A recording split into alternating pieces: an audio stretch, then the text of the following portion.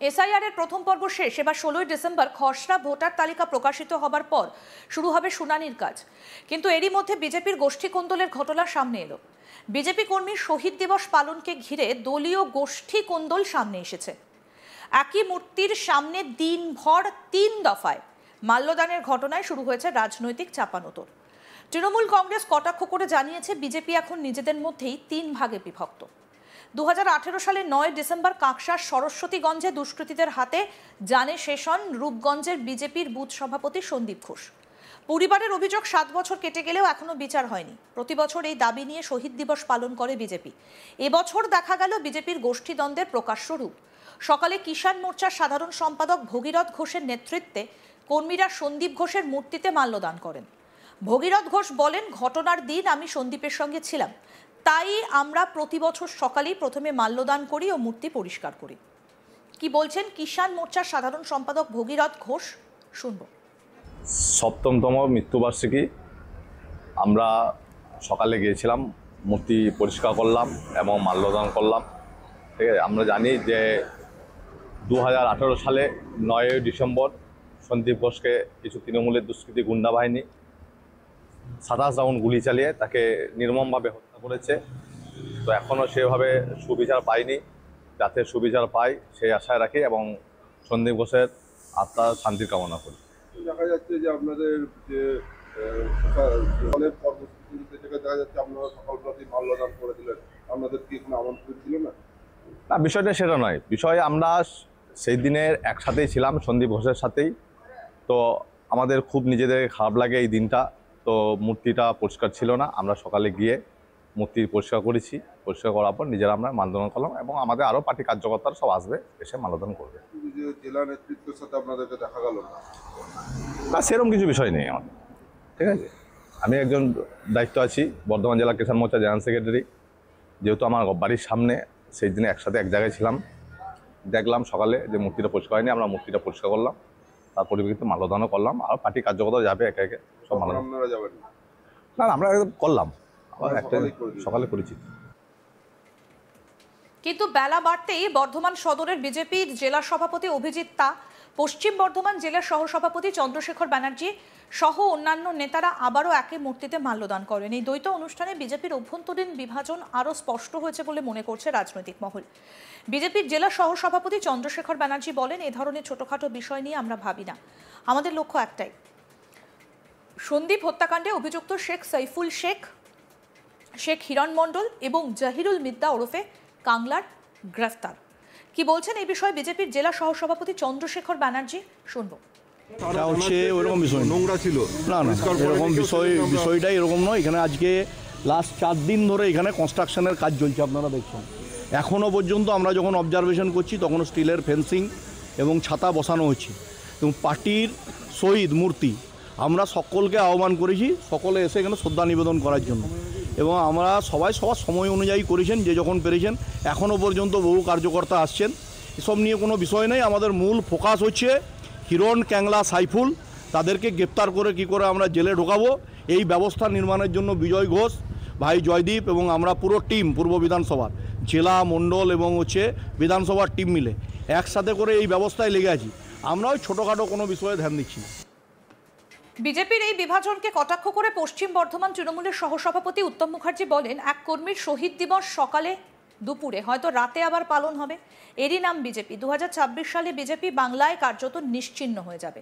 কি বলেছেন তৃণমূলের সহসভাপতি উত্তম মুখার্জি, শুনবো এবার।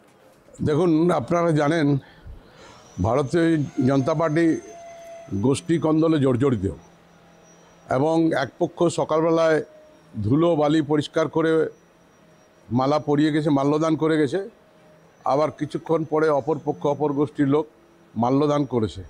তারা 26-এ নির্বাচন আসছে, এই নির্বাচনের সামনে রেখে গীতা থেকে শুরু করে শহীদ স্মরণে তারা মাল্যদান করবেন এবং তারা যতই মানুষের কাছে চেষ্টা করুন, মানুষ তাদেরকে প্রত্যাখ্যান করবে। এসআইয়ের মধ্য দিয়ে আজকে বাংলায় পরিষ্কার হয়ে গেছে 240টার বেশি আসন নিয়ে মমতা বন্দ্যোপাধ্যায় চতুর্থবারের জন্য মুখ্যমন্ত্রী হচ্ছেন। এই বিষয়ে আমাদের প্রতিনিধি অনিল গিরি কি প্রতিবেদন তুলে ধরেছেন, দেখবো এবার। শাসক দল তৃণমূল কংগ্রেস পর এবার ভারতীয় জনতা পার্টির মধ্যে গোষ্ঠী কন্দল প্রকাশ্যে এসছে। এবার গোষ্ঠী কন্দলের ঘটনা প্রকাশ্যে এসছে পশ্চিম বর্ধমান জেলার কাকসার সরস্বতীগঞ্জ এলাকা থেকে, যেখানে বিজেপি বুথ সভাপতি সন্দীপ ঘোষ, যাকে 2018 সালে গুলি করে খুন করা হয়েছিল, তারই প্রত্যেক বছর ভারতীয় জনতা পার্টির পক্ষ থেকে শহীদ দিবস পালন করা হয়। কিন্তু এইবারের যে শহীদ দিবস, তাতে ভারতীয় জনতা পার্টির গোষ্ঠী কন্দল প্রকাশ্যে এসছে।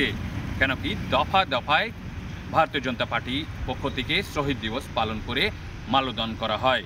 আর এটাই নিয়ে এখন শাসক দল তৃণমূল কংগ্রেস কটাক্ষ করে বলেছে যে 2026 যে সামনে নির্বাচন রয়েছে, তার আগে ভারতীয় জনতা পার্টির মধ্যে যে গোষ্ঠী কন্দল, সেটা এটা থেকে প্রকাশ্যে এসছে। জানা গেছে যে সন্দীপ ঘোষ বুথ সভাপতি ছিলেন। 2018 9 ডিসেম্বর তাকে গুলি করে খুন করে দেওয়া হয়েছিল। তারপর থেকেই ভারতীয় জনতা পার্টির প্রত্যেক বছর শহীদ দিবস পালন করে। কিন্তু এবার দেখা যায় যে প্রথমে যে ভারতীয় জনতা পার্টির যে কিষাণ মোর্চার যে জেলার যে নেতা রয়েছেন ভাগীরথ ঘোষ, তার নেতৃত্বে ওইখানে সকাল সকাল ওইখানে পৌঁছান। তারপর দেখা যায় যে তারা ওই যে শহীদের যে বেদি রয়েছে, শহীদ বেদিকে পরিষ্কার করার পর তারা মাল্যদান করেন। কিন্তু এটার পর আবার দেখা যায় যে ওইখানে চন্দ্রশেখর বন্দ্যোপাধ্যায়, যে স্থানীয় যে দুর্গাপুরের যে নেতা রয়েছেন, তার নেতৃত্বে এক দল ওইখানে পৌঁছায় আর তারা ওইখানে মাল্যদান করে। আর তাকে নিয়ে এখন তৃণমূল কংগ্রেস কটাক্ষ করে বলেছে যে সকালে এক গোষ্ঠী মাল্যদান করে আর দুপুরবেলা এক গোষ্ঠী করেছে আর সন্ধ্যাবেলা আরও এক গোষ্ঠী করবে। এটাই নিয়ে এখন রাজনীতি চর্চা রয়েছে। আমরা জানি যে 2026 যে নির্বাচন সামনে রয়েছে, আর তারপরেই ভারতীয় জনতা পার্টি থেকে তৃণমূল কংগ্রেস, দুই পার্টি এখন রাজনীতির মধ্যে তৎপর রয়েছে। প্রত্যেক পার্টি অন্য পার্টির যে ব্যাকহোল্ড রয়েছে, যার যে কমি রয়েছে, সেটাকে ধরে এখন তারা কটাক্ষ করতে ছাড়ছে না। আর এই যে ভারতীয় জনতা পার্টি যে গোষ্ঠী কন্দল যে প্রকাশ্যে এসছে, তারপর তৃণমূল কংগ্রেসেও এটা নিয়ে কটাক্ষ করতে ছাড়েনি। আর তারা বলছে যে ভারতীয় জনতা পার্টির এক কর্মীর যে শহীদ দিবস পালনকে ঘিরে যেরকম গোষ্ঠী কন্দল দেখা দিচ্ছে, তার থেকে স্পষ্ট যে ভারতীয় জনতা পার্টি যে এখন রাজ্যের শাসনে আসেনি, কিন্তু তাদের কয়েকটা ফাড় হয়ে গেছে। আর এটাই প্রমাণ করে যে 2026 যে নির্বাচন, তাতে তারা কোনো রকম তৃণমূল কংগ্রেস সঙ্গে পারবে না।